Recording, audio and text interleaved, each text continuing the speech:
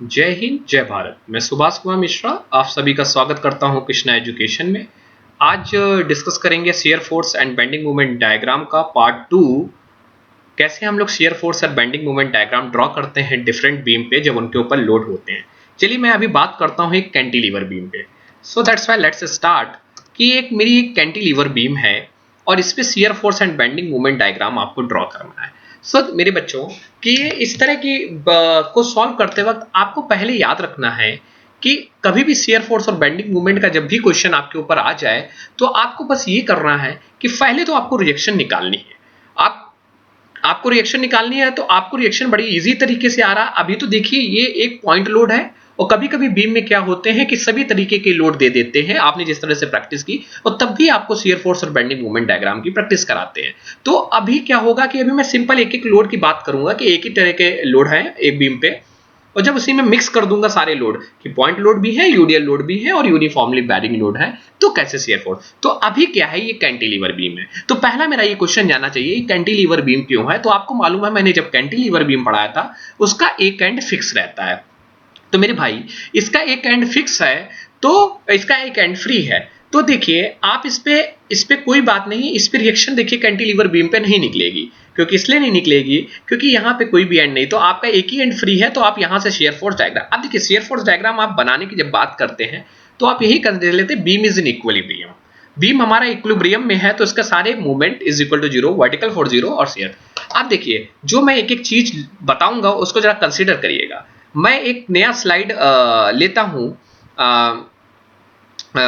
कि यही बीम है और बीम पे किस तरह का लोड है हमारा 5 किलो न्यूटन। और ये तो मैं एक वाइट स्क्रीन लेता हूं और इस पे इस स्क्रीन पे आप देखिए कि हम शेयर फोर्स लेते हैं। मान लीजिए कि हम शेयर फोर्स उस पर्टिकुलर बीम का शेयर फोर्स, तो shear force is denoted by F. Shear force is denoted by F. आप देखिए इसी तरह की बात देखिए कि इस बीम के ए पे जितना लोड आया है, तो मैंने अभी बात की थी कि शेयर फोर्स की जब बात की थी तो मैंने कहा था share force at particular point. आप ये चीज मत देखिए कि कहां से आया, आप पहले मेरे साथ यहां चलते हैं। तो मैं यहीं पे आपको बताता हूं कि शेयर फोर्स की बात करते हैं। सो कैंटिलीवर एक ऐसी बीम होती है कि वहां पे हमें रिएक्शन नहीं निकालना पड़ता, नहीं तो आपको रिएक्शन निकालना पड़ेगा। सो देखिए यहां पे कितने का लोड आपको ए पे आ रहा है, आपका लोड ए पे आ रहा है 5 किलो न्यूटन का लोड आ रहा है। सो आपका 5 किलो न्यूटन का लोड आ रहा है। सो आप एक बीम इस तरह से बना लीजिए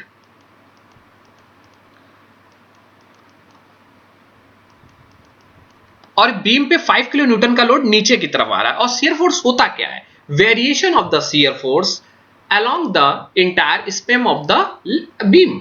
तो यहां पे 5 किलो न्यूटन का फोर्स है, तो ये लोड कौन सा है, लेंथ पे नहीं वेरी। तो ये 5 किलो और शेयर फोर्स जब पॉइंट लोड पे होता है तो W से डिनोट किया जाता है। मैंने आपको बताया था पॉइंट लोड पे W होता है। सो ए पॉइंट पे शेयर फोर्स कितना है, आप 5 ऐसे कोई स्केल ना लीजिएगा, आप बस इसी तरीके प्लॉट कर दीजिए कि 5 का नीचे 5 का नीचे शेयर फोर्स आपका आ रहा है। क्योंकि क्यों, डाउनवर्ड एरो लग रहा है। अच्छा ए से बी तक क्या कोई लोड है, तो शेयर फोर्स ए पे हमारा कितना है, तो हमारा लिखने का तरीका ये होता है कि शेयर फोर्स एट ए पे कितना है नीचे की, क्योंकि ये पॉइंट लोड है इसलिए कहीं पे हमारा कुछ नहीं है, बस सीधे सीधे वही चीज माइनस साइन 5 किलो न्यूटन। क्यों 5 किलो न्यूटन, क्योंकि आपका पाए। अब देखिए ए से बी तक क्या कोई लोड हमारा आ रहा है, नहीं आ रहा है। ए से बी तक कोई लोड नहीं, तो ये कांस्टेंट लोड। तो इसको लिखने का तरीका क्या होता है, shear force at A to B is equal to -5। तो अब आपको बनाने का तरीका क्या होता है, आपका बनाने का तरीका ये होता है सीधी लाइन, 5 की सीधी लाइन इस तरह लाएंगे, बस बी पे आके खड़े हो गए। मान लीजिए बी पॉइंट ये है, बी पे खड़े हो गए। अब बी पे आपका लोड कितना है, -5 तो आ ही रहा था और -4 और आ गया। तो बी पे आपका देखिए शेयर फोर्स, बी पे शेयर फोर्स क्या हो गया, -5 -4 इज इक्वल टू -9। -4 क्यों, -4 भी नीचे आ रहा है। तो देखिए ये तो -5 का है तो -4 अभी और ऐड होना है इसमें, तो आपका क्या जाएगा, नीचे की तरफ जाएगा। ये -4 और ये कितने पे आ गए आप, -9 पे आ गए। किसी को दिक्कत। और ये रफली बनना है, रफली स्केच। अच्छा ये स्ट्रेट लाइन क्यों बना रहे हैं हॉरिजॉन्टल, आपको मैंने बताया था सेकंड स्लाइड में, क्योंकि यहाँ पे पॉइंट लोड है, पॉइंट लोड में हॉरिजॉन्टल लाइंस बनती हैं। तो ये तो -5 का इस तरह बना दिया, इस पे ये कांस्टेंट चला, फिर कांस्टेंट बाय -4 का, और क्या बी से सी तक कोई लोड है, नहीं लोड है, तो ये क्या करेगा, कांस्टेंट चलेगा बी से सी, बी से सी तक। तो सी पे हम आते ही रुक गए, सी पे हम आके रुक गए। अब देखिए, तो भाई हम लिख देंगे एफ से सी तक, सी तक क्या हो जाएगा, माइनस आपका -9 क्या होगा सी से बी तक, क्योंकि यहाँ कोई लोड नहीं है इसलिए कांस्टेंट चलेगा, किलो न्यूटन। जरा और बात करते हैं शियर फोर्स एट, बात करते हैं सी पे। जब सी पे खड़े होकर शियर फोर्स की बात करते हैं, तो देखिए यहां तक तो सी तक आया था -9, और सी पे खुद का लोड एक लगा है -3 का, क्योंकि नीचे आ रहा है, -3 क्योंकि नीचे आ रहा है इसलिए माइनस ले रहा है। तो -9 और -3 कितना हो गया, -12, -12 का नीचे और आएंगे हम, -12।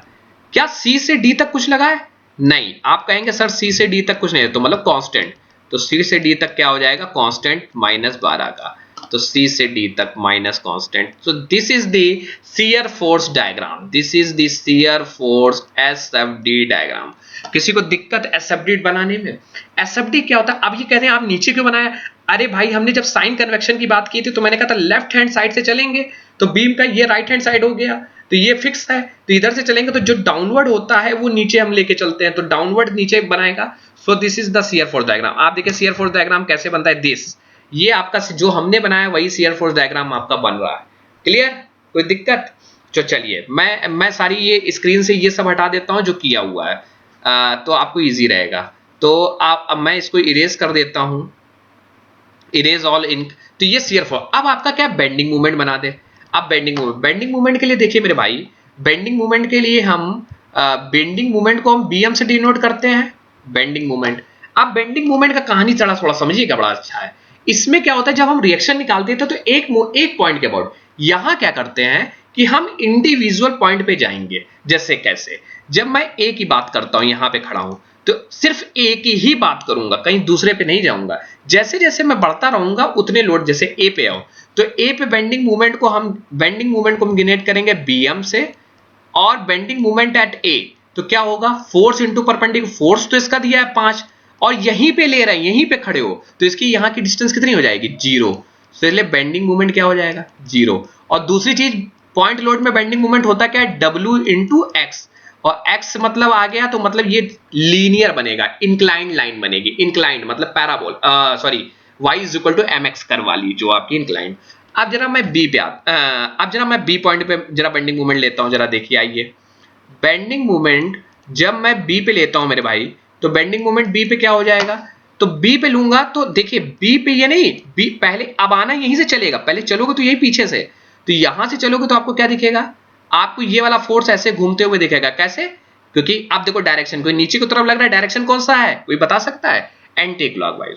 एंटी क्लॉकवाइज कौन सा, -5, और कितने पे इसकी परपेंडिकुलर डिस्टेंस 1, और बी का खुद का यहां लोगे तो 0, और इधर साइड हमें कुछ नहीं दिख रहा, अभी तो हम इसी की बात कर रहे हैं सिर्फ। तो इसका देखेंगे तो 4 का तो खुद ही पे खड़े हैं तो 0 हो जाएगा, तो कितना हो जाएगा, -5, तो -5, चलिए -5 आ गया, -5। जरा बेंडिंग मूवमेंट अब सी की बात कर लेते हैं, बेंडिंग मूवमेंट सी की बात यहां पे बात करते हैं, तो फिर देखिए, फिर इसको 5 वाला दिखेगा तो ये इस तरह दिखेगा, और इसको ये बी वाला दिखेगा, इस तरह दिखेगा। तो जरा देखिए, -5 एंटी क्लॉक आएगा, कितनी डिस्टेंस है सी तक उसका, 1 + 2 3 हो गई, और ये 4 वाली कितनी है, 4 वाली की डिस्टेंस कितनी है, -4 इंटू 2, तो -4 15, -15 और -8 -23 मतलब डाउनवर्ड। जरा इस पे देख लेते हैं, जरा सी पे आ गए, जरा डी पे बात कर लेते हैं, डी पे। अब डी पे आते हो तो फिर से इसको ए दिख रहा है, तो ए कितना दिखेगा, ये, तो ए इसको दिखेगा -5 इंटू कितना हो जाएगा डिस्टेंस, 2 1 3 1 4, फिर इसको 4 वाला दिखेगा -4 एंटी क्लॉकवाइज, कितना डिस्टेंस है, 2 1 3, फिर इसको 3 वाला दिखेगा, कितना डिस्टेंस है, और ये टोटल है। सो देख लीजिए बेंडिंग मोमेंट हमने कैलकुलेट कर लिया, तो जहां पे खड़े थे वहां तो 0 हो गया आपने, फिर बी पे आपने -5 इंटू ए, बी पे इसको जो दिख रहा है वो आएगा। इस तरह चलते हैं, उल्टा चलते हैं यहाँ एंटी क्लॉकवाइज।